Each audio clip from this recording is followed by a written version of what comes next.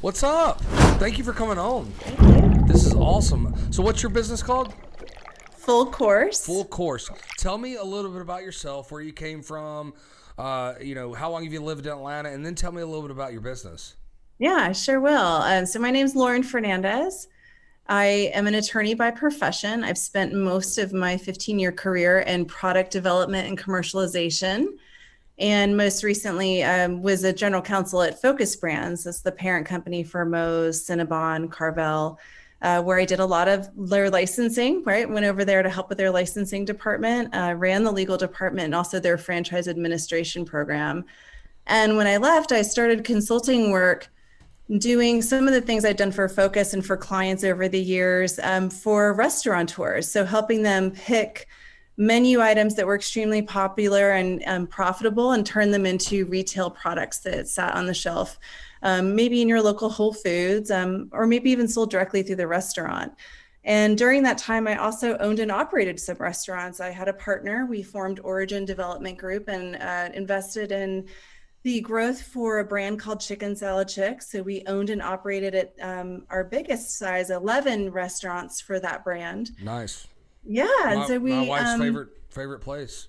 yeah, She loves it. really enjoyed it. It was a I like the fantastic jalapeno. The jalapeno chicken salad is my favorite there. jalapeno holly. Yeah, Allison likes obviously the regular. The original is her favorite, but she also likes the buffalo style chicken salad. And actually, the Chicken Salad Chick in East Cobb during COVID put out an email, and they were delivering to Publix close to our house, so we just got to go there and pick it up from them, and then go home. It was awesome. Yeah, it's so good. Yeah, I miss it. I ate a lot of chicken salad over the 3 years plus that we own those restaurants, but it was a wonderful ride. I really enjoyed it. It's a phenomenal brand, started by a successful female entrepreneur, which was incredibly inspiring for me personally. And so when we sold the restaurants in December of 18, I really wanted to do something a little different that would give back to the restaurant community. And I learned some lessons, some of them the hard way, about how to properly scale and grow your own restaurants. Even within a phenomenal franchise system like Chicken Salad Chick, there were some really tough lessons that we had to learn as partners when we were growing our restaurant footprint that quickly. So I started a new company called Full Course. Full Course is a restaurant development and investment firm. And what we do is help independent restaurant owners who have maybe a startup idea or one or two restaurants. And we help them not only optimize for maximum profitability at the restaurant that they have, but we put together a complete growth plan for them that has multiple channels of revenue. And that revenue plan will have traditional development like brick and mortar, you'll see in a strip mall. Maybe a drive-through unit. It has non-traditional development, which includes things like airports, stadiums, arenas, and universities. It has, of course, as you can imagine, because it's a favorite of mine, both product development and franchising. So we take all of those revenue channels, chart a course for their growth, and then we turn around and become investors, and we manage that growth plan. We do that by bringing other investors to the table, but we also see the investment through and execute the growth plan for these restaurateurs so they can maintain control of their business and really be a partner with us and continue to do what they do best, which is operate. That's right. Well, so my, I deal with a lot of restaurants being in the payments business and have for 18 years. So, and as an entrepreneur myself, it's hard to, when is the time that you go, now you're ready to take this sauce and bottle it? Now you're ready to open a second location and not franchise. Now you're ready to franchise. Is there a money, volume you got to hit? They have to be already pretty organized to be able to do any of that. Yes. So the question on the product is way sooner than you would think. So actually, product commercialization is something that often relieves a bottleneck in the kitchen. usually relieves a high labor cost associated with that favorite item. So it actually can be of cost savings as well as a profit generator for the restaurant. So it kind of kills two birds with one stone. When Sure. you're ready to grow your restaurant footprint and you need that secret sauce or right that mix of seasonings to go to multiple locations, it's actually a great way to protect the recipe and make sure that the recipe is being followed consistently, because not only can you mass produce it for use inside the restaurant's kitchen, you can sell it out to consumers if you want to do that inside the restaurant, and you can also put it on a retail shelf. Now, the question with franchising is a little trickier. I think when most people think, oh, I need to grow my business and I want to make more money from my restaurant, that's the first thing that they think of. We all know the McDonald's model. We've seen the founder. It's a really popular way for people to think, oh, that's how I should grow. But the truth is, there are a few things that you should look for before you think of franchising. The first is know your numbers. If you don't know your food costs, your labor costs, and what your profit margins are, you probably are not ready to franchise yet. So check that box, get a good accountant, get a restaurant specific accountant, and really track and monitor those numbers, because a really good franchisee has confidence in those numbers that you're putting out.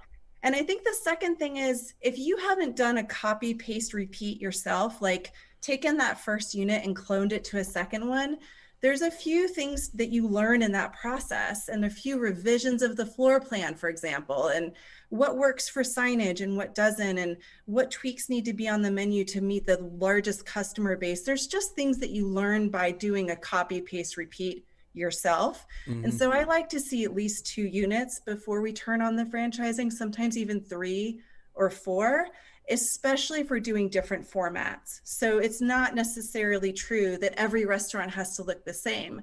One can have a drive-through, one can just be a modular unit, one might be in an airport, right? So it's important to see those different formats. Or D, all of the above, right?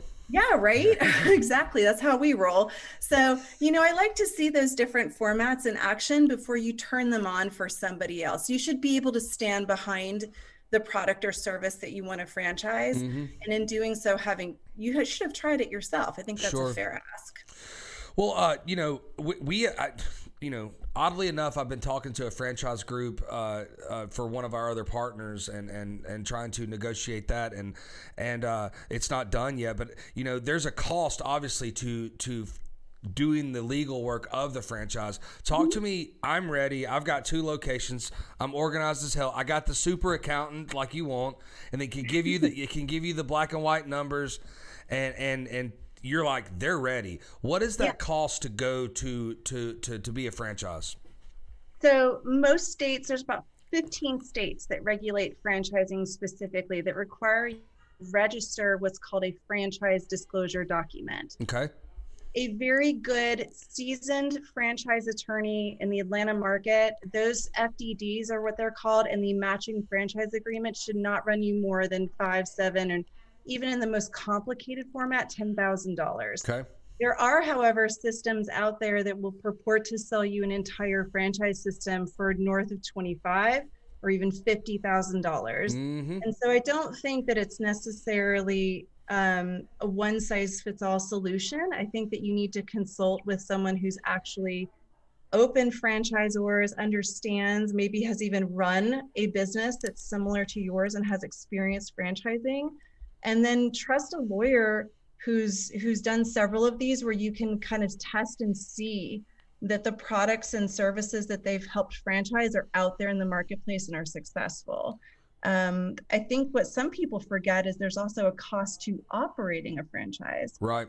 You have to have the staff trained and available to support your franchisees, not only in training, but in daily operations and in quality control as well. What is a normal franchise fee to the franchisees? Is it 10%? Is it 7%? Is it 6%? Is it different for everybody? Tell me about that. That's such a great question. And it varies widely by the type of service or industry that we're talking about. I think some franchisors take the position of stiffer fees up front, like larger fees up front, to buy into the franchise, and then take a lower royalty over time. But generally speaking, in the restaurant industry, we see royalty fees between 5 and 7%, with an additional 1 to 2% going to ad fund. And then you see buy-ins, initial franchise fees anywhere from $30,000 to $50,000. That's the complaint I have gotten from my clients that are franchises or franchisees is they don't see the ad funds doing what they need to do, the percentages they're paying in their local area. Yes, they see them on the commercials, they see things like that, but they don't see it helping their store directly. So how do they combat that to go, I'm helping you, the Subway store in Hiram, compared to all the Subway stores in Georgia? That's a really wonderful question. So first and foremost, a lot of franchise agreements allow franchisees or the franchisee advisory committee to ask for an audit of the funds that sit in the marketing fund. And there should be some level of transparency between that franchisor who's managing that marketing fund and the franchisees. So the franchisee should have a lawyer too.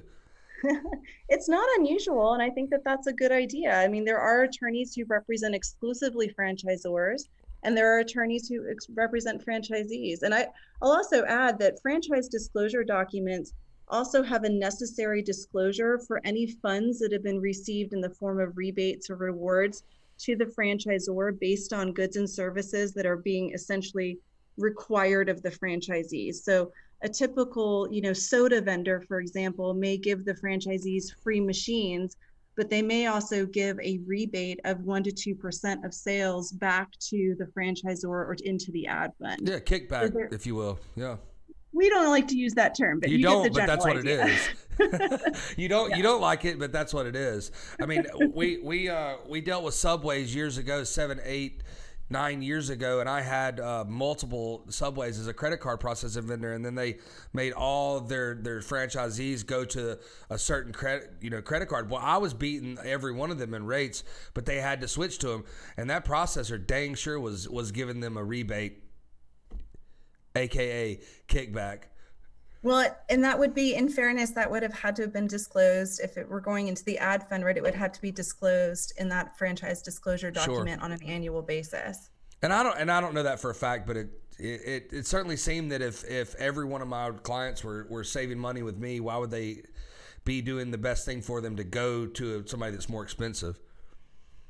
Some franchise systems allow franchisees to choose and some don't. And so that scope of what is a required good or service and what's determined from the franchisor as a requirement of the system to the franchisees is often a subject of hot debate for the exact reason that you're mentioning, right? Like, what kind of benefit is the franchisor getting?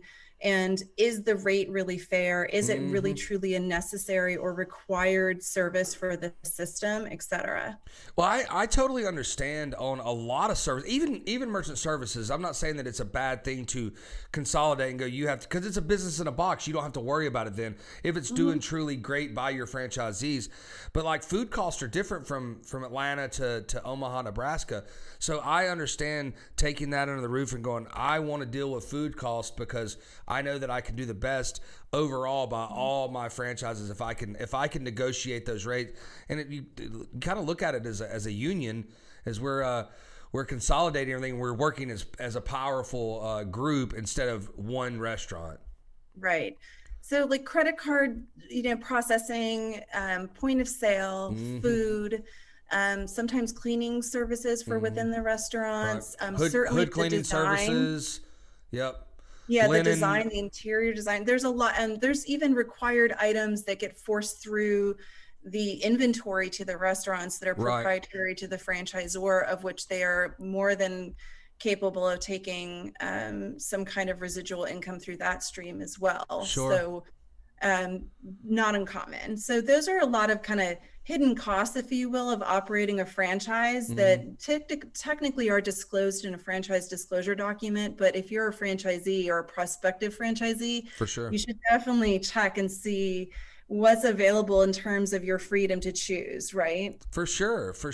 And again, at the most part, if you're negotiating for a really big group, you're gonna get a really good deal or a better deal than the one off would do. So I would think in most cases it's probably a good thing that they're negotiating for everybody.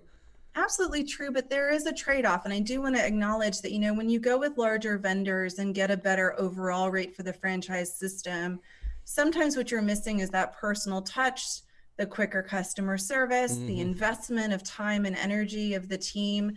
And that's just, I think, a fact of life. Like you Sure. may get the lower price, but you may not get the better service. And sometimes there's just a trade-off. What do you think that each like a in as a restaurant, as a franchisee, or just a restaurant in general, what do you think their advertising funds should be beyond what the franchise is doing for them? What do you think their in-house advertising should be? You know, that's a Percentage. fantastic question. And so when I owned and operated restaurants, we aimed for 5%. Okay. However, what we spent that 5% on was very different than what I think a lot of people would think. Mm. We drove very loyal customer base. So we spent a lot of time and energy when we opened our restaurants, getting to know the neighborhood. We spent a lot of that money giving away free food, believe it or not. Sure. So we would go out and sample the community. We would give away tons of free samples, and really try to induce trials. So we spent a lot of that money up front and continued to spend it year on year. And it was really to drive the loyal customers back in and induce them to bring people with them to try the restaurant. And that was just a model for us that worked extremely well because our restaurants were in residential communities by and large. Hmm. And it really helped drive traffic, not just for the lunch part daytime segment, but also for evening dinner. What franchises are you working with right now with your company? What are you looking for? What can we help you with? I love that question. Thank you. So we have two of our clients in development that are both local to the Roswell area right now, and neither one of them are franchised yet. Okay. We're working on their growth and development. I regularly consult individually with franchisors to help them with various programs within their franchise systems, whether Hmm. it's developing retail products, or helping them with their franchisee systems, whether that be training or compliance. So those are all things that I did when I was at Focus Brand. So I enjoy kind of working with both franchisees and with franchisors. For sure. At Full Course, we are really helping restaurateurs grow and develop their business. We're here to help incubate, nurture, and grow the business with you.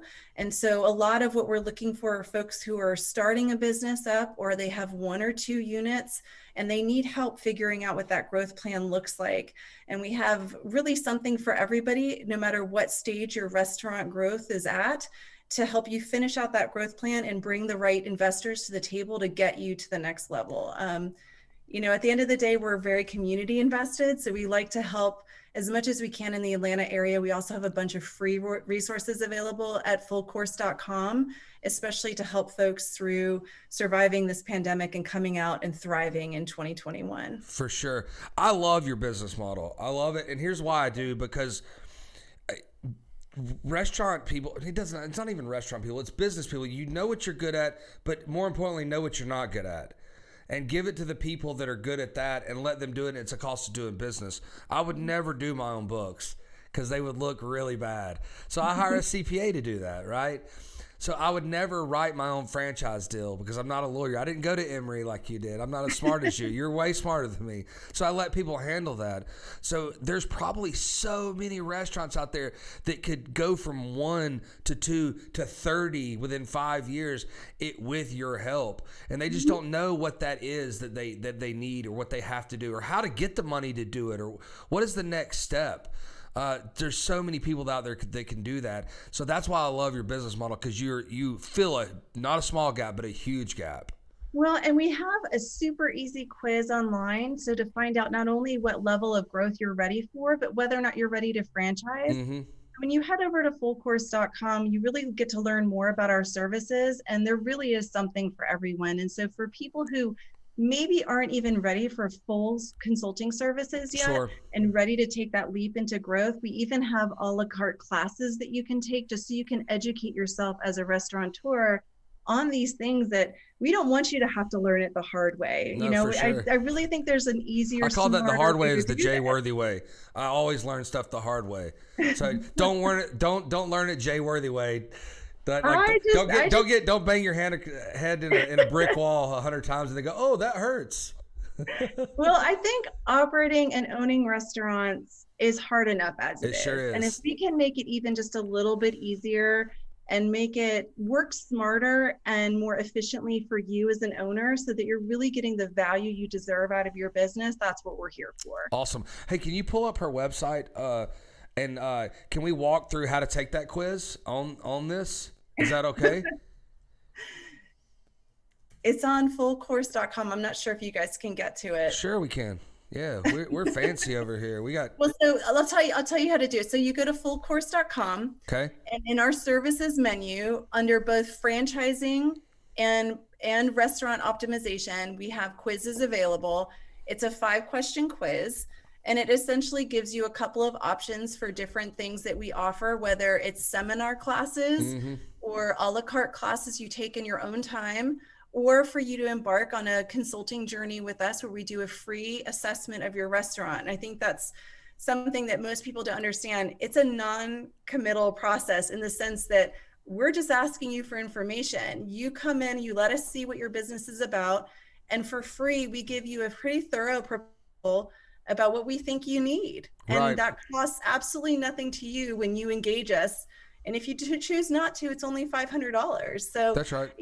We spend hours and hours and send at least 4 different experts in to see your business, look at your books, watch your team in action, see your operation, so we can give you a better proposal. And I think that that's such an incredible value that we offer to restaurants. It's a great value. That we're talking about a consulting gig for $500. So you're going in and look, the worst thing that can happen is you're giving them a report card of where they need to be to get to where your service matters, which I think that's incredible. Right. Yeah. Consultants cost way more than $500. That's for sure. And ultimately, when we do our full services, they are obviously a little bit more expensive. Of course. But the moral of the story is we really feel like it's important to spend the time getting to know you and your business. And so we put our money where our mouth is, and we stand next to you in the kitchen, and we stand in your walk-in cooler, and we look at your dining room if you have one, and we really do a thorough assessment, because I don't think that there's a one-size-fits-all solution for these restaurants to grow.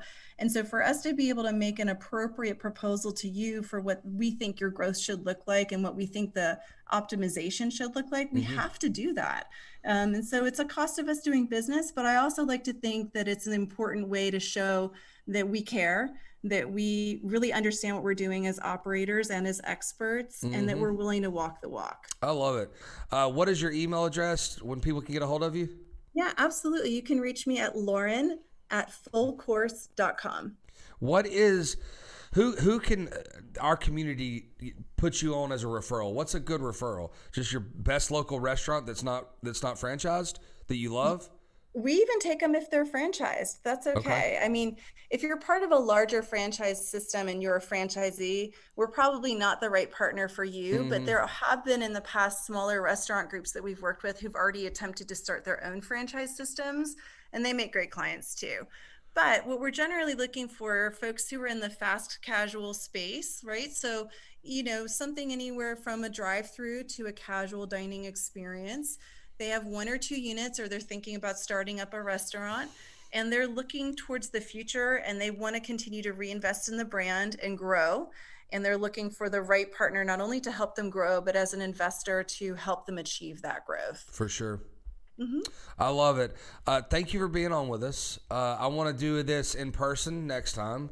Absolutely. I want you to bring 4 3-course meals from one I of your always show up with food. You know that. That's why you're inviting me. I'll have the drinks, you have the food, and it's a perfect podcast. Yes. Food and drinks. Thank you so much, Lauren. Till next time. Everybody go out there, make money, and be kind to each other.